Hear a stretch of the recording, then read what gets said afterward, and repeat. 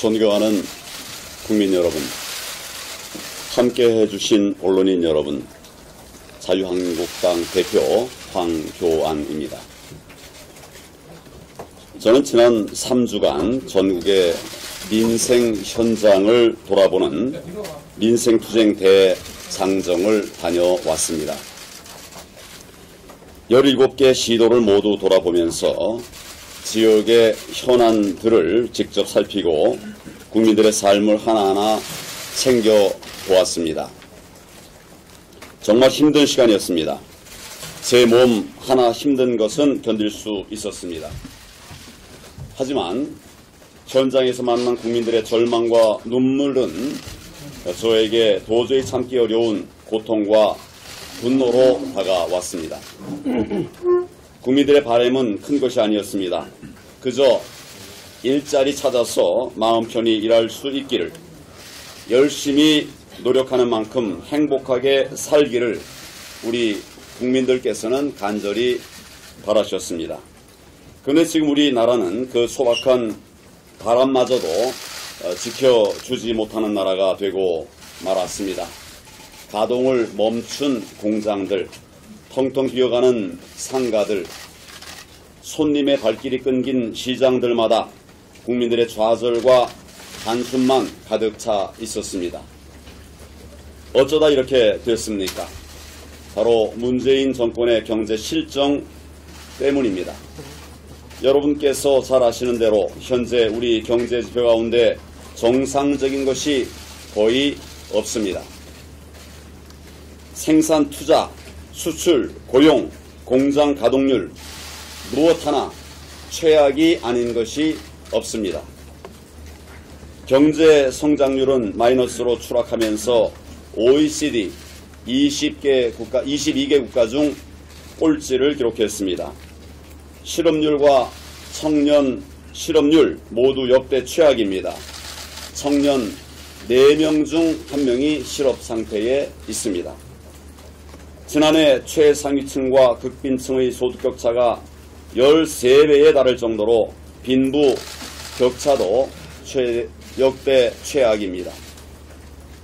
소득주도 성장과 탈원전으로 대표되는 문재인 정권의 좌파 경제 폭정이 대한민국과 국민의 삶을 무너뜨리고 있는 것입니다.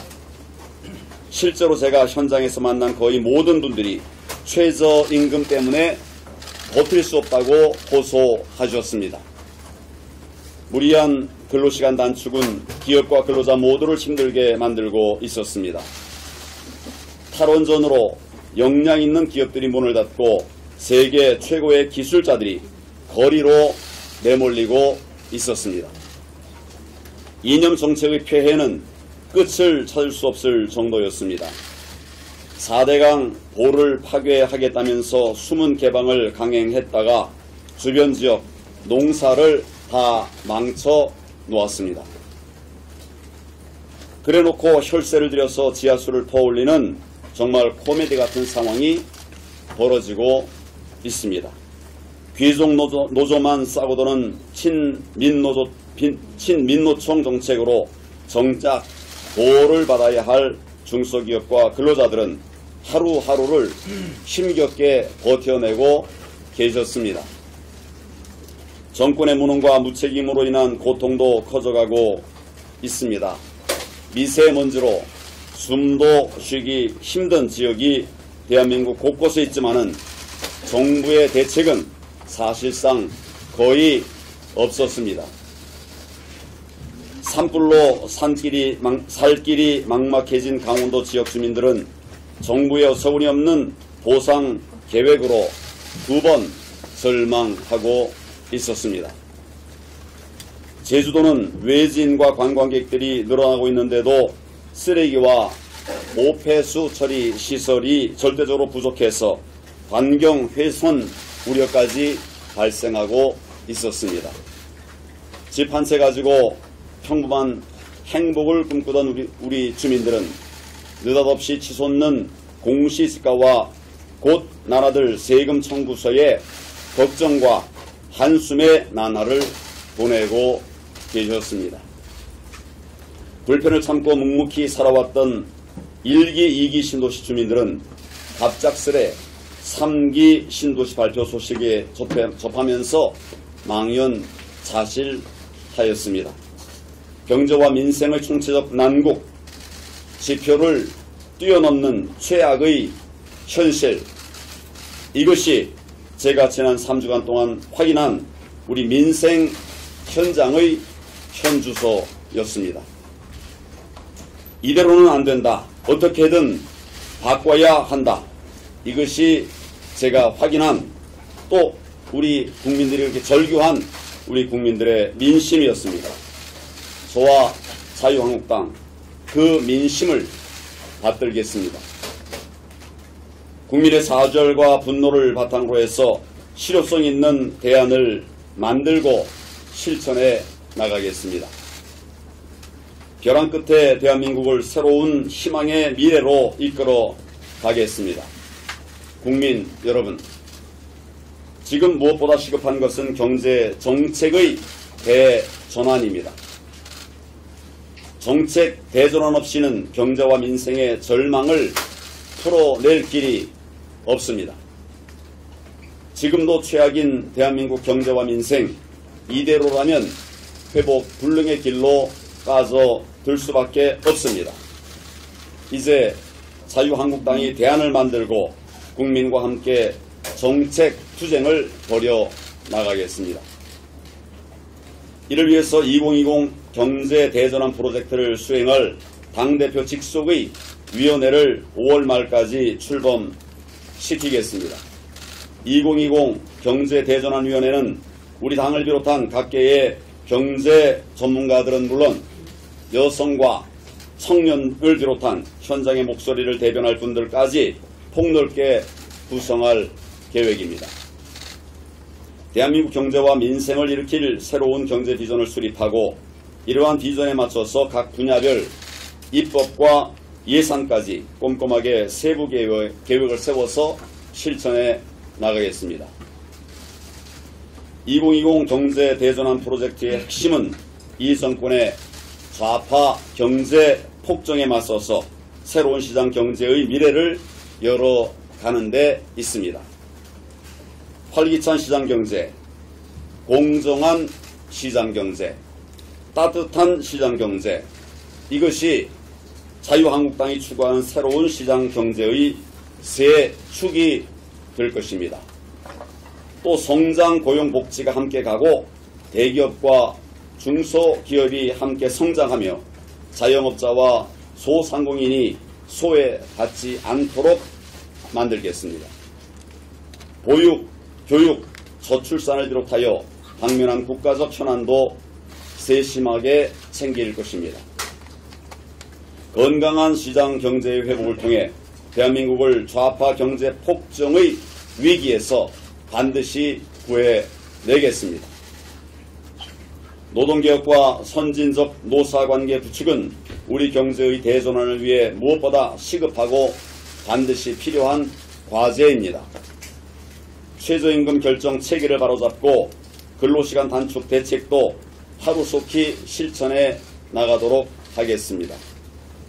노사가 상생하고 함께 발전해 나가는 자유한국당의 노동개혁 모델도 조속히 완성하겠습니다. 노동개혁을 가로막고 있는 민노총의 행태는 대한민국 경제 파괴의 다름 아닙니다. 이들의 국가 파괴를 막을 제도적 방안 마련과 함께 정부의 자세 전환을 지속적으로 촉구해 나가겠습니다.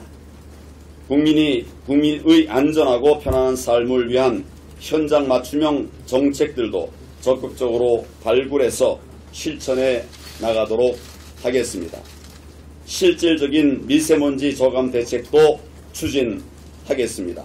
정부가 못한다면 우리 당이 앞장서서 중국과 미세먼지 저감을 위한 협력 사업을 찾아내도록 하겠습니다. 4대강 보호 파괴는 어느 누구에게도 도움이 되지 않습니다. 농업인과 지역 주민들의 뜻에 반하는 4대강 보호 파괴, 자유한국당이 반드시 막아내겠습니다. 탈원전은 자원 빈국인 대한민국 경제를 뿌리부터 무너뜨리는 망국적 정책입니다. 신한울 3, 4호기의 조속한 건설 재개와 함께 정권이 함부로 원전을 파괴하지 못하도록 하는 제도적 대안도 마련해 나가겠습니다. 이번 민생 대장정 동안 국민 여러분들께서 호소하신 수많은 현장의 고통들도 들었습니다. 하나하나 제가 직접 챙기겠습니다. 오늘 오후에 곧바로 상임위원장 및 간사단 연석회의를 엽니다. 그동안 저에게 전달된 각 지역의 건의사항들을 상임위별로 배분해서 점검해 나갈 계획입니다. 입법이 필요한 부분은 입법을 서두르고 예산이 필요한 부분은 우리 당이 먼저 챙겨서 민생 현장의 아픔을 하루라도 빨리 풀어드리도록 하겠습니다. 국민 여러분, 그리고 언론인 여러분, 문재인 대통령은 우리 경제가 성공적이라고 합니다.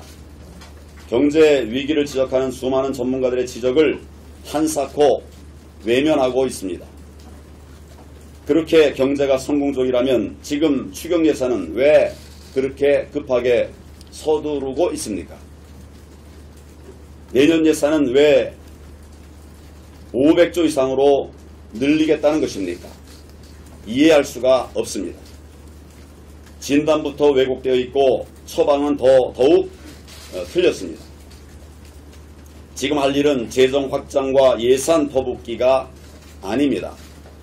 좌파 폭정으로 경제와 민생을 무너뜨려 놓고 국민 호주머니 털어서 상황을 모면하려는 것은 국민에 대한 도리가 아닙니다. 지금 대통령께서 결단하셔야 할 일은 단 하나, 경제 정책의 대전환, 그것입니다. 대통령께서 경제정책 대전환만 결단하면 우리 당이 앞장서서 돕겠다고 여러 차례 말씀을 드렸습니다. 저와 1대1로 만나서 제가 직접 겪은 민생 현장의 절박한 현실을 논의할 필요가 있습니다. 게다가 지금 우리 안보와 외교도 얼마나 어려운 상황입니까?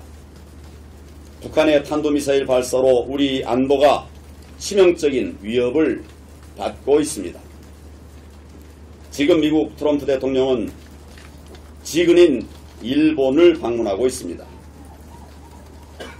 4일이나 체류하면서도 방한 계획은 잡히지 않았습니다. 6월로 예정됐던 중국 시진핑 주석의 방한도 전격 취소된 것으로 보도되고 있습니다. 외교 참사라고 아니할 수 없습니다. 이런 문제도 제1당 대표와 대통령이 머리를 맞댄다면 그 모습만으로도 국민들의 불안을 크게 덜어드리게 될 것입니다.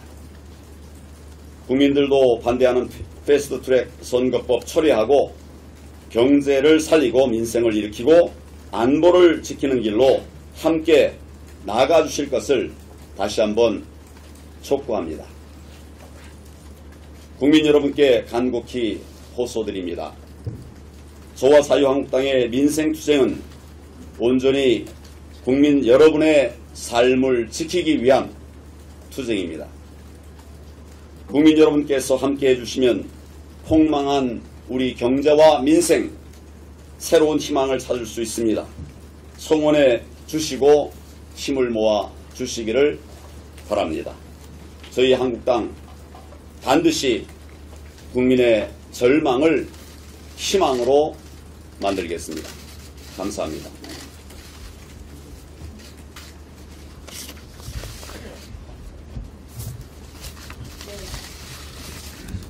네, 언론인 여러분들 참석해 주셔서 감사합니다. 그럼 지금부터 기자분들의 질의를 받고 거기에 대해서 황교안 대표께서 대답하는 방식으로 진행해 나가도록 하겠습니다. 질문 있으신 분은 손을 들어서 의사 표시를 해주시고 소속과 성함을 말씀하시고 질문해 주시면 감사하겠습니다. 네. 지금 말씀하신 내용들을 하려면 결국 국회 안에서 싸워야 할 텐데 그 국회 정상화 조건을 패스트트랙 철회 그거뿐인지 궁금합니다. 저희는 민생을 챙기기 위해서 국회가 정상화되기를 간절히 바라고 있습니다. 국회가 이렇게 열리지 못하게 그렇게 한 것은 누구 책임인가? 결국 문재인 대통령과 여당의 책임 아닙니까? 우리를 국회에 못 들어가게 만든 거 아닙니까? 그거를 풀면 저희는 가장 중요한 것은 우리 민생이고 국민들의 삶이라고 생각합니다. 잘못된 패스트트랙을 철회하고 이에 대한 사과를 한다면 저희는 국회에 들어가서 민생을 챙기고 국민을 챙기는 일을 보다 가열차게 해나갈 것이라는 점을 말씀을 드립니다. 네, 예, 먼저 손을 드셨는데요. 예. 네, 저 SBS 민경호라고 합니다. 돌고 도시는 동안에 뭐 천사나 악마나 지옥이나 이런 종교적으로 들릴 수 있는 발언 때문에 이게 종교적 이분법 아니냐라는 비판도 있었는데요. 여기에 대해서 한 말씀 부탁드리고요. 혹시 가능하시다면 좀 그 거친 언사 때문에 국회에 이게 서로 들어갈 수 있는 협상의 문을 좁힌 것 아니냐 이런 비판도 있었는데 이 부분에 대해서도 가능하시다면 말씀 부탁드리겠습니다. 제가 말씀드린 내용은 특정 종교의 관점에서 말씀드린 게 아닙니다. 제가 만난 시민들이 말씀하신 내용들, 또 이분들이 고통스러워하신 그 말씀들, 그런 것들을 제가 대변한 것입니다. 제가 만들어낸 얘기가 아니고 특정 종교로 그것을 묶는 것은 바르지 않습니다. 지금 우리 민생과 국민들이 겪고 있는 고통에 대해서 제가 18일 동안 정말 많은 이야기를 들었는데 그런 것들을 정리해서 말씀을 드린 것 뿐입니다. 거친 언사라는 말씀하셨는데 구체적으로는 예를 들면 어떤 것이 거친 언사일까요? 우리 정부가 경제를 폭망하게 했다. 이게 거친 언사인가요? 저는 제가 보고 있는 현실을 가급적 거칠지 않게 표현하기 위해서 애쓰고 노력을 해왔습니다. 그럼에도 부족한 점이 있다고 말씀을 하시면 그런 부분은 더 거친 부분들은 다듬고 이렇게 해나가겠습니다. 그렇지만 제가 그렇지 않은 것을 과잉으로 거칠게 말하거나 과격하게 말하는 건 없습니다. 저는 과격한 사람이 아닙니다. 시장 경제를 지켜야 된다고 하는 확신 속에서 무너져가는 서민 경제를 보면서 제가 말씀을 드렸다는 점을 말씀을 다시 한번 드립니다. 네. 저쪽에서 먼저 손 드셨죠, 아까부터? 예. 영국 스카이뉴스의 맹수석 특파원인데요.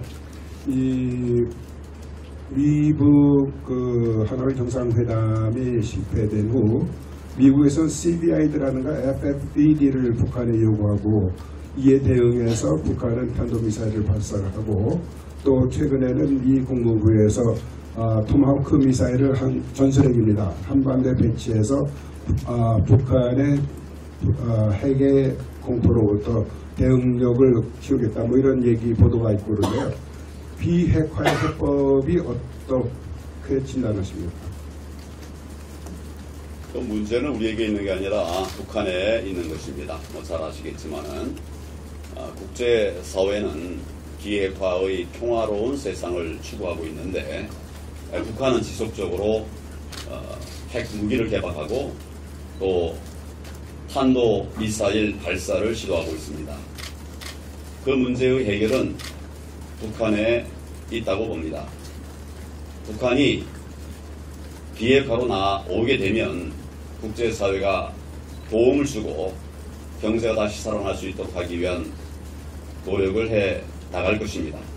그러나 북한이 비핵화를 하지 않고 핵 보유를 고수하면서 지금처럼 남북 정상회담이 열렸고 또 미북 정상회담이 열렸는데도 본인들의 고집을 버리지 않고 지금 미사일 도발을 하고 있는 것이 아닙니까? 이런 상황에서는 국제사회가 단단하게 단합해서 대북 제재의 강도를 높여가야 된다고 생각합니다.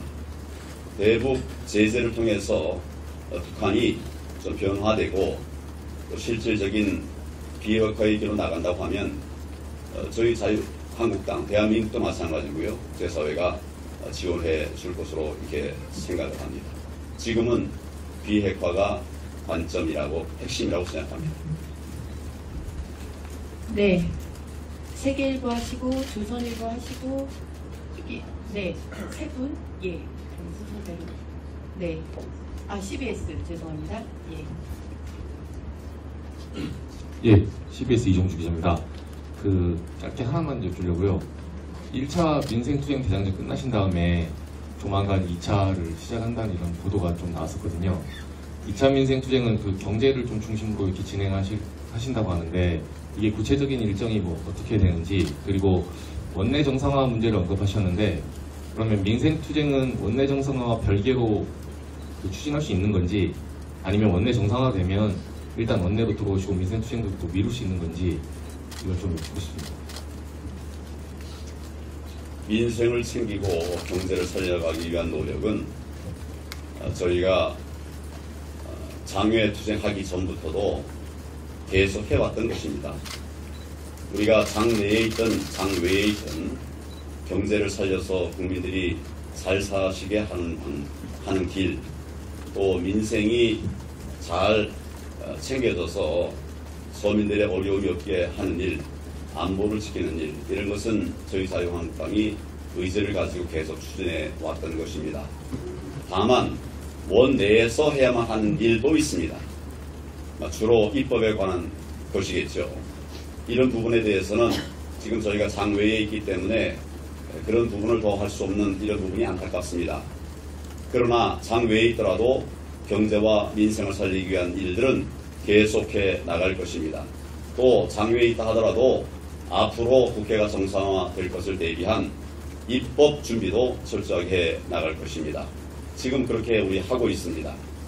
이 문제에 관해서는 우리가 민생을 포기하고 장외로 나간다고 하는 이런 생각 전혀 없고 또 그렇게 하지도 않을 것입니다.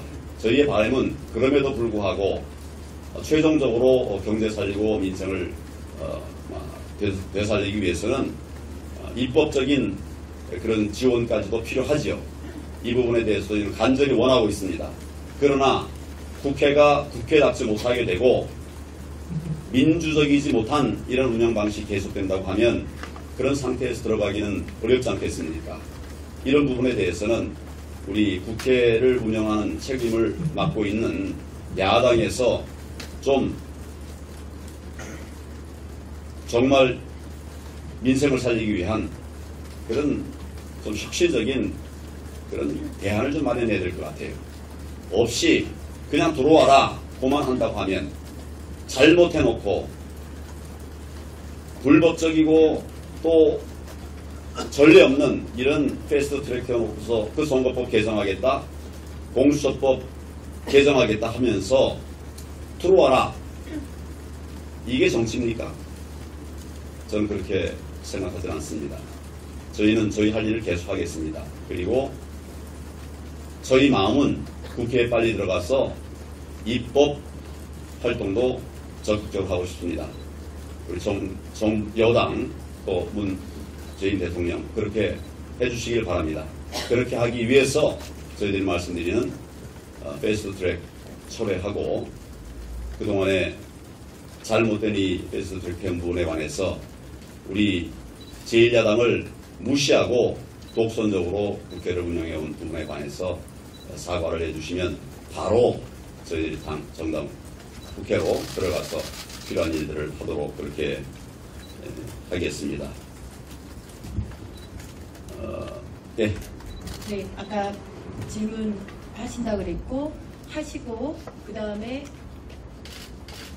네 다시 질문해 드리도록 하겠습니다. 예, 질문해 주시죠. 네, 조선일보 김영훈인데요.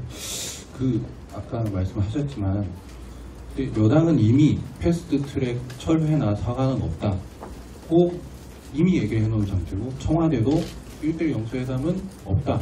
다음에 하자고 이미 얘기를 했습니다. 그럴 경우 보관을 할까요? 아니면 대비책 어떤 거를 구상하고 계신지. 불법으로 국회 국정을 운영하는 부분은 그냥 묻고 넘어갈 수가 없습니다. 고쳐내야 됩니다. 반드시 고쳐낼 것이고 국민들에게 그동안 이 정부가 어떻게 잘못했는가를 말씀을 드렸습니다. 지금 우리가 패스트트랙에 올렸다고 하는 선거법에 관해서 국민들 절반은 잘못된 패스트트랙이다 이렇게 말씀하고 있습니다. 또 저희가 낸 국회의원을 10% 줄이는 30명을 줄이는 이 우리의 선거법에 대해서 국민들 60%가 찬성하고 있습니다. 반대하는 분은 25%에 불과합니다. 그러면 이런 잘못된 상태를 유지하고서 이미 끝난 일이니까 들어와라 이렇게 할 수는 없습니다. 잘못된 부분은 고쳐야 국회가 정상적으로 운영될 수 있지 않겠습니까? 저희는 그렇게 생각합니다. 네, 아까 빨간 이어폰 걸고 계신 우리 기자님 질문해 주셨고 그 다음에 문화일보 하시고 아시아투데이 장 기자님 하시고 그렇게 진행하겠습니다. 미디어팬 김동준 기자입니다. 내년 총선을 앞두고 민주당에 비하면 공천 준비가 좀 미흡하다는 지적이 있는데 공천 방향이나 아니면 좀 당내 준비 상황이 어떤지 여쭙겠습니다.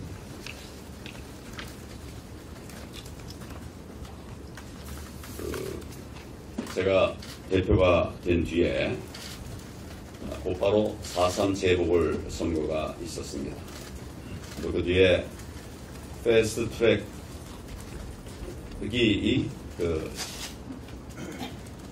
태워짐으로써 패스트트랙 투쟁이 이어졌습니다. 그리고 제가 민생 대장정을 했습니다. 그 하나하나가 사실은 총선 준비입니다. 총선 준비의 측면이 같이 있습니다.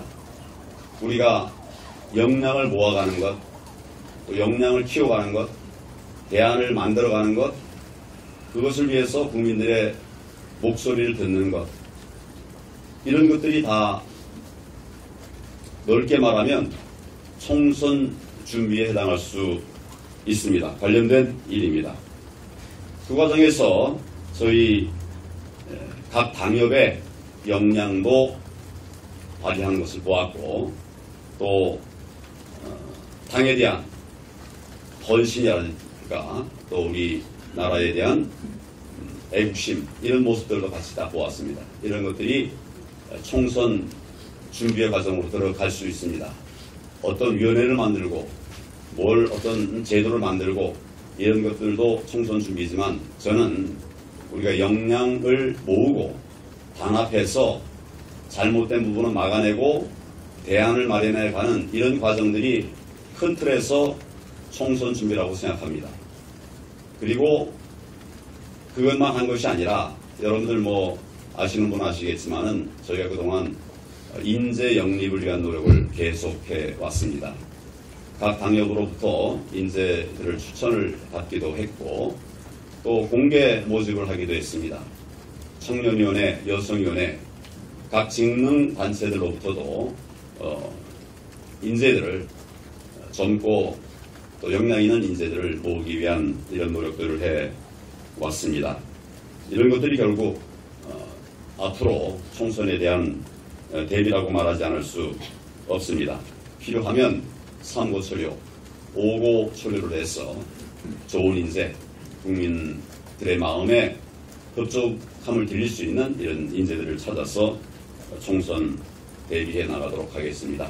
물론 이런 것들을 토대로 해서 구체적인 공천안도 준비를 해 나가도록 그렇게 하겠습니다. 제가 민생투쟁 대장정을 하는 동안 틈틈이 민주당 공천 관련된 기사를 살펴보았습니다. 대통령 측근이라고 하는 사람들이 부산하게 움직이고 있는 등 여러 점들을 종합해 봤을 때 민주당의 공천안은 친문 일색의 공천을 위한 것이 아닌가 그런 걱정을 합니다. 저희 당은 누구를 위한 공천이 아니라 국민을 위한 공천이 될 수 있도록 잘 준비해서 반드시 다음 총선에서 이길 수 있도록 그렇게 준비를 해 나가도록 하겠습니다. 네, 문화일보 나 기자님. 문화일보 나주혜 기자입니다. 오늘 오전에 양정철 민주연구원장이랑 서훈 국정원장이 얼마 전 저녁 식사 회동했다는 보도가 나왔는데 이에 대해서 어떻게 보시는지 궁금합니다. 누구하고 누가요? 양정철 민주연구원장이랑 서훈 국정원장. 국정원은 선거에 개입할 수 없도록 되어 있습니다. 법에 정해져 있는 업무 이외의 외부 개입을 하는 것도 금지되어 있는 것으로 알고 있습니다.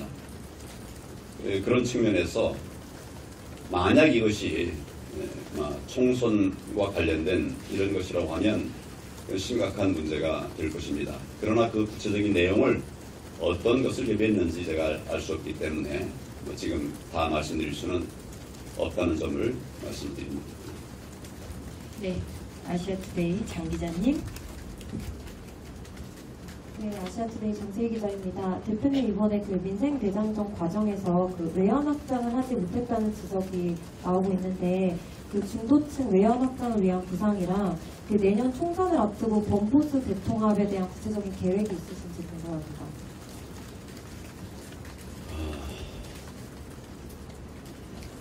외연 확장이라는 말씀들을 많이 하시는데 여론조사나 이런 것을 보면 지금 외연이 확장되고 있지 않습니까? 지금 구체적으로 잘 따져보시면 그 외연이 뭘 말하는지는 잘 모르겠습니다만은 지금 자유한국당에 대한 국민의 신뢰와 또 사랑이 넓혀져 가고 있습니다. 그리고 중도라는 말씀을 하시는데 저는 그 중도라고 하는 개념도 과연 정확한 것이냐. 저희는 어떤 경우에도 자유민주주의, 시장경제, 법치주의 등을 기반으로 하는 헌법 가치를 지향하는 정당입니다. 그리고 그런 가치를 같이 한다고 하면 누구와도 함께 할 수 있죠. 그리고 지금 과거에 이제 다른 정당에 있었던 분들 중에서도 일부 또 우리 당으로 들어오시는 분들도 있습니다. 지금 여러분들이 말씀하시는 그런 중도 확장에 관한 말씀을 뜻을 잘 알겠습니다. 그런 노력을 하겠고요. 과거에 중도에 계신 분들을 신뢰를 받지 못한 부분들이 있습니다. 그런 부분들을 저희들이 지금 찾고 그분들에게 신뢰와 또 사랑을 받기 위한 그런 노력들을 하고 있습니다. 청년 저희들이 아주 중요하게 생각하고 있습니다. 또 여성 중요하게 생각하고 있습니다. 그동안 우리 당에서 역할을 하지 못했던 부분들이죠. 또 사회적 약자도 저희들이 관심을 갖는 중요한 분들입니다. 30대, 40대가 자유한국당과 같이 못하는 분들이 많이 있다고 하는데 거기에도 저희들이 대안이 없는 것은 아닙니다. 진정성을 가지고 차근차근 다가가면 열리고 또 진실을 보면 정확한 판단을 하시게 되리라고 생각합니다. 그런 노력을 지속적으로 낮은 자세로 계속해 나가겠다는 점을 말씀을 드립니다. 네, 예. 예. 연합뉴스, 예. MSTV 전주기자인데요. 지금 대통령이 계속 1대1 영수회담을 얘기하고 계신데 혹시 그 여당 이해관계를 만나서 먼저 얘기하실 생각 없으신지 꼭 대통령과의 1대1 회담을 원하시는지. 여권이 국정을 잘 운영을 하고 또 경제를 살리고 인생을 되돌릴 길을 찾는다는 진정성이 있다고 하면 야당, 제1야당의 대표와 못 만날 이유가 없습니다. 이런저런 다른 이야기를 하는 것은 정직하지 못합니다. 뭐 바로 만나면 되는데 뭘 그렇게 어렵게 생각합니까? 그래서 저는 제가 알고 싶어하는 어려운 영역에 계신 분이 2명, 3명이라 하더라도 만나고 이야기합니다. 젊은 청년이라 하더라도 제가 뭐 찾아가서 만납니다. 그게 만나고 이야기하는 것을 그렇게 힘들게 하고 그렇게 어렵게 생각하는지 잘 이해가 안 됩니다. 그냥 만나면 간단할 걸, 뭐 오자회담, 또 민주당과 한국당 대표회담, 이렇게 복잡하게 할 필요가 뭐 있습니까? 지금 나라가 무너져 가고 있습니다.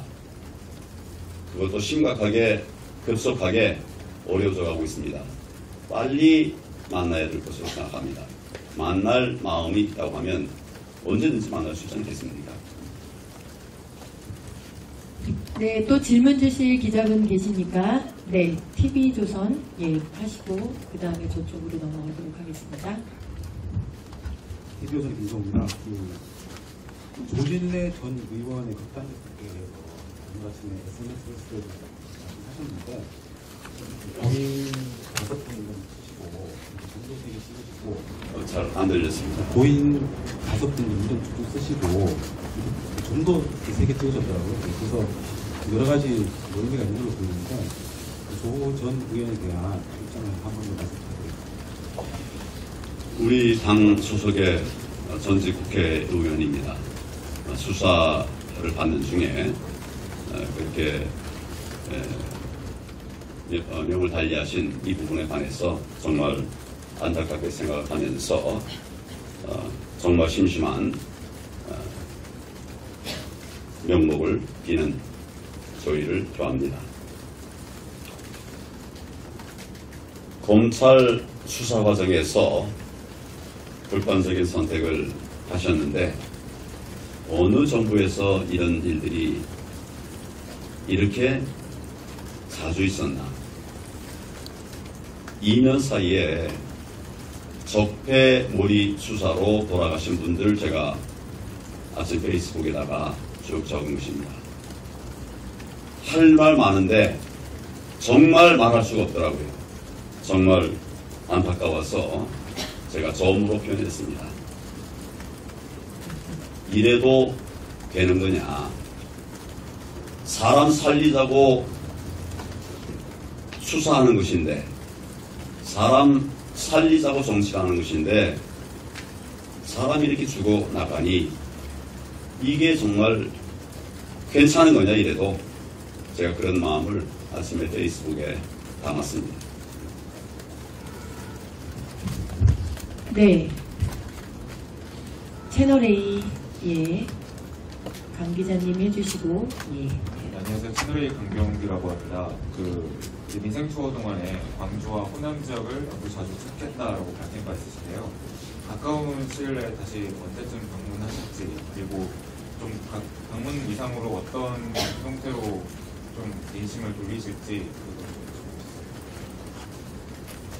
저는 민심을 돌린다는 것보다도 국민들의 마음, 광주 시민들의 마음속으로 들어가서 저희의 진정성을 보여드리면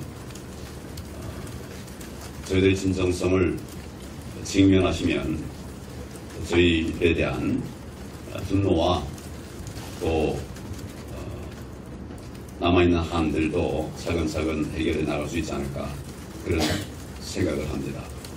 자주 찾겠다고 말씀을 드렸는데 자꾸 어려움에 직면하면 해결책도 있다고 생각합니다. 그래서 지난번에 광주 사태 이후에 여러 분들이 저에게 또 직접 간접으로 의견들을 주셨어요. 이런 부분들을 잘 모아서 정말 쉽지 않은 일이겠죠. 어려운 일입니다만은 그러나 다 같은 대한민국 국민 아닙니까? 나라가 잘 되기를 다 바라는 마음 같습니다. 그런 관점에서 더 호남, 광주 시민들의 속으로 들어가기 위한 그런 노력을 더 하겠습니다. 네, YTN 조 기자님. 강효상 의원의 한미 정상 통화 유출권에 대해서 뭐 의견을 얘기를 해주신 적이 없는 것 같아서 뭐 나라 일도 많이 하셨으니까 어떻게 생각하고 있는지 궁금하고요. 두 번째로는 지명직 최고위원 혹시 뭐 화마평도 이제 기사에 나오는 것 같은데 뭐 생각하고 계신 뭐 시기나 인물이 있다면 힌트 좀 주세요. 지명직 최고위원에 관해서부터 먼저 말씀을 드리면 제가 여러 번 말씀을 드렸는데 이제 제가 당에 들어온 지 조금 3달쯤 이렇게 되는 것 같습니다. 여러 당직들을 세우고 일을 해가시면서 나름대로 이렇게 된 부분도 있고 아직도 다 되지 못한 이런 부분도 있습니다. 그 중에 하나가 이제 지명직 최고위원인데 지금도 뭐 지금의 최고위원으로서 최고위원 구성으로서 우리 당을 이끌어 가는데 큰 어려움은 없습니다. 그렇지만 정말 우리 당에 꼭 필요한 이런 분이 누굴까? 어떤 영역의 분일까? 이런 부분들은 여전히 고민하고 있습니다. 어떤 경우에는 경제를 살릴 전문가, 어떤 경우에는 소통할 수 있는 분, 또 어떤 경우에는 우리의 가장 약한 약점들을 보완할 수 있는 분, 뭐 여러 각도에서 생각을 하고 있는데 정말 적임자라고 보여지는 분이 있으면 임명할 것입니다.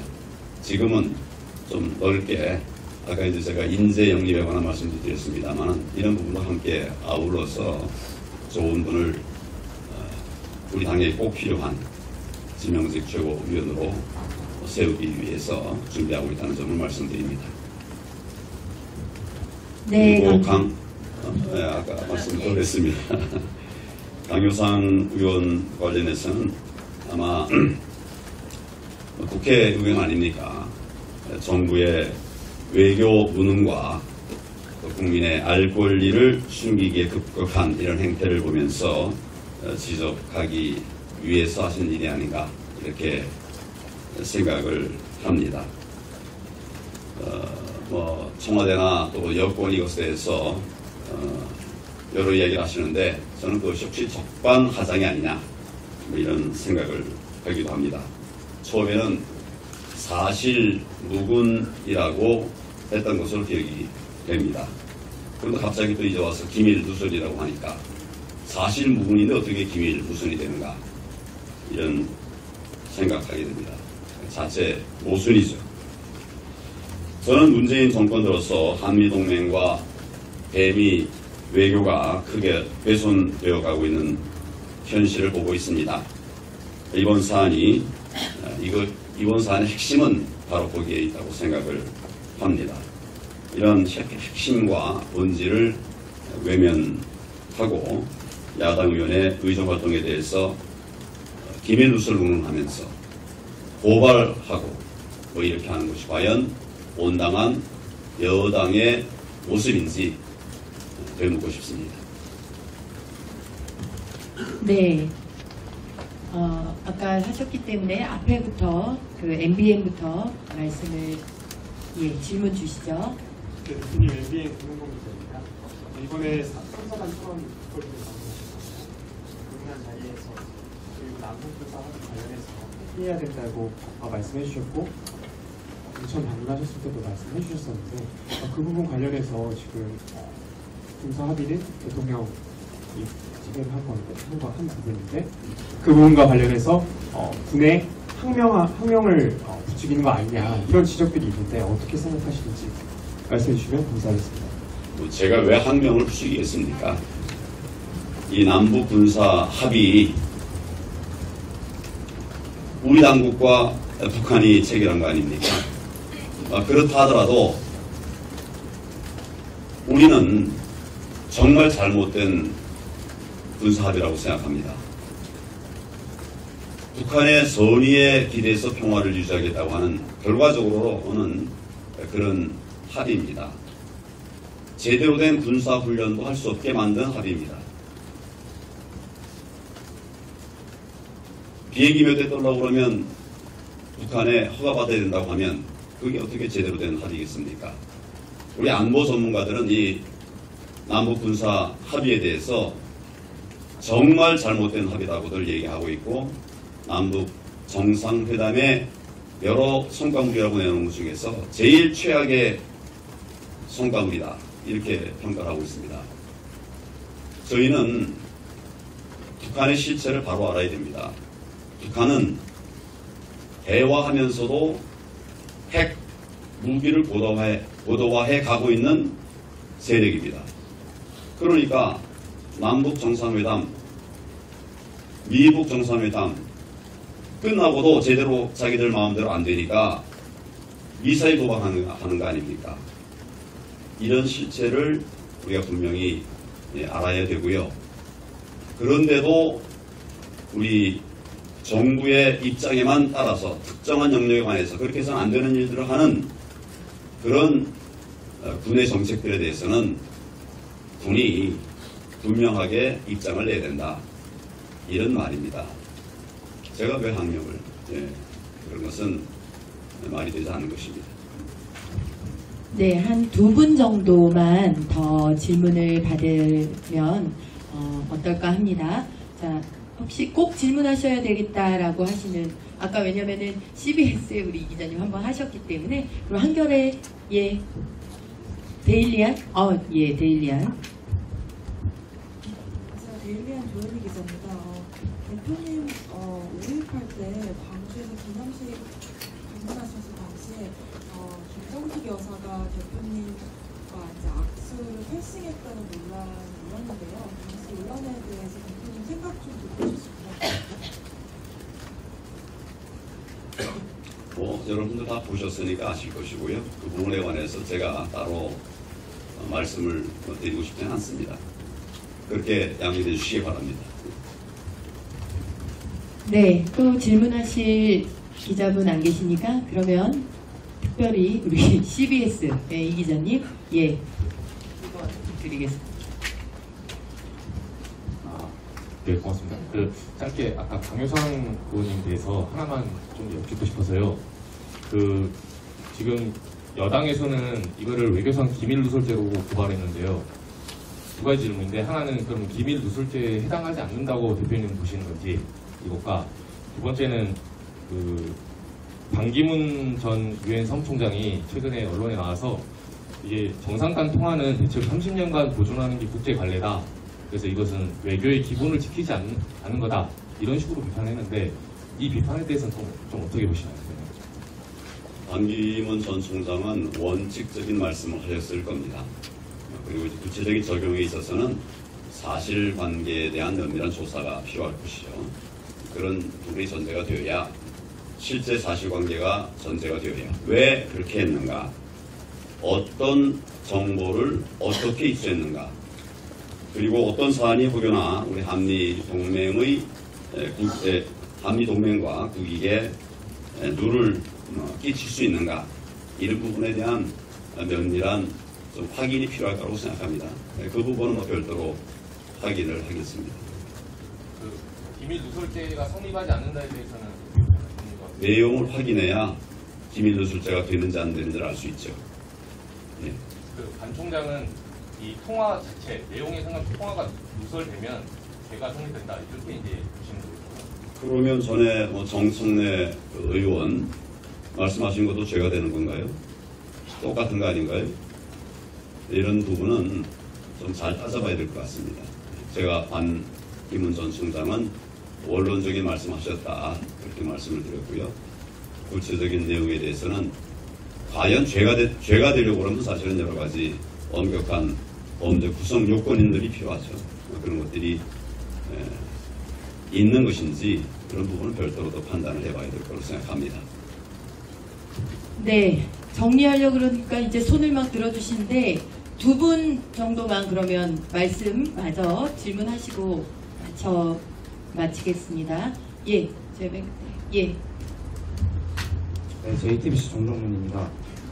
시사저널에서 최순실 로깅 파일을 공개를 혹시 대표님께서 보셨는지 들어보셨는지 그리고 들어보셨다면 어떻게 생각하시는지 여쭤보겠습니다. 저는 뭐 보도된 정도로 이렇게 보고 있고요. 제가 직접 들어보지는 않았습니다. 제가 확인하지 않은 내용에 대해서 이 자리에서 말씀드리는 건 적절치 않을 것 같고요. 필요하다면 뭐 좀 다시 검토를 해보도록 하겠습니다. 네, 예. 마지막으로 질문 해 주시기 바랍니다. 마이크 좀 들으시죠? 저기 끝에 예.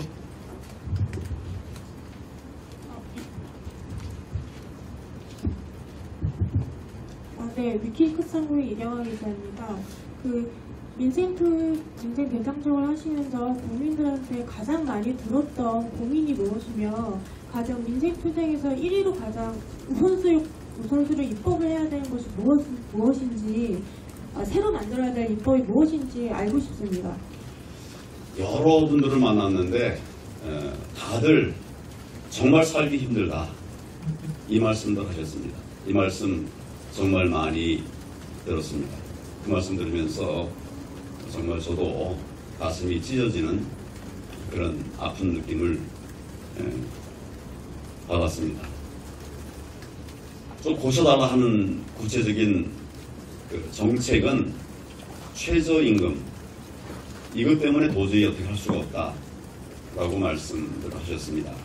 뭐 여러분 잘 아시다시피 최근에 최저임금이 2년 사이에 29.1% 오르지 않았습니까? 지난 정부들에 있어서는 대개 4% 또는 5% 또는 6% 박근혜 정부 마지막 부분에서는 7%까지도 올렸던 것 같습니다. 그런 정도도 좀 힘들다 하는 말씀들이 나올 정도였었죠.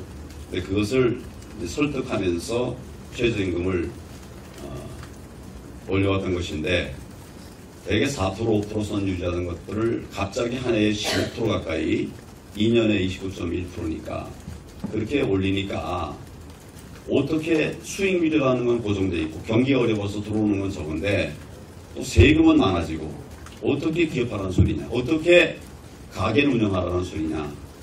그 최저임금 정말 말 안 되니까 좀 고쳐달라 이 말씀을 많이 하셨고 저희도 이것이 반드시 고쳐져야 되는 법이라고 생각합니다. 그래서 지금 입법 노력들을 하고 있습니다. 또 한 가지는 이제 근로시간 얘기를 많이 하셔요. 우린 다 어려운 사람들인데 어려운 사람들은 몸으로 사는 사람들이다. 그래서 좀 일해가지고 어떻게 수입을 더 얻어서 애들 교육도 시키고 이렇게 하려고 했는데 갑자기 근로시간을 주 52시간으로 잘라버리니까 지금 어려운 사람들의 임금이 더 줄었다는 거예요. 250만 원 받던 분이 220만 원 받게 된다는 겁니다. 그러니까 30만 원이 줄어드니까 어떻게 그걸 감당하느냐. 그게 결국 근로시간이 줄어드니까 임금이 줄어든 것이죠. 그래서 이것도 정말 탄력적으로 바꿔달라. 일하고 싶은데 나 몸도 건강한데 왜 일 못하게 하느냐. 이런 말씀들을 많이 하셨습니다. 이 부분도 저희들이 개선 법안을 마련해서 국회에 제출하고 있는데 가급적 신속하게 다른 정당들과의 협의를 통해서 민생을 살려내고 국민들의 가장 큰 고통을 그나마라도 좀 덜어드릴 수 있는 그런 입법 노력을 하겠다는 점을 말씀을 드립니다. 네, 감사합니다. 그럼 이것으로써 지난 3주 동안 자유한국당이 전국을 돌면서 국민을 만나고 민심을 청취한 민생투쟁 대장정에 관한 언론과의 기자회견을 모두 마치도록 하겠습니다. 관심을 갖고 참석해 주신 모든 언론인 여러분 그리고 황교안 대표님과 당 지도부 모두께 감사를 드립니다. 감사합니다. 자, 감사합니다. 송구에 바쁘시겠지만